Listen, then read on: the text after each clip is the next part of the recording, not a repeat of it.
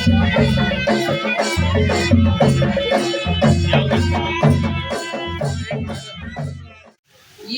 उत्सव को कर रहे बीज उत्सव बोल के, और ये जगह को हमने इसलिए स्थापित किया है कि दूसरे समाज में हम देखते हैं कि उनका एक सामूहिक एक चीज होता है, कम्युनिटी हॉल।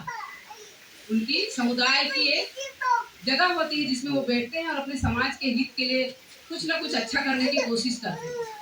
उसी प्रकार से हमने सोचा कि एक ऐसा जगह होना चाहिए जहाँ हमारी समाज जो है एक जगह बैठे और अपने हित की बात की चिंतन करे और अपने समाज को आगे बढ़ाने के लिए इस जगह का उपयोग करे।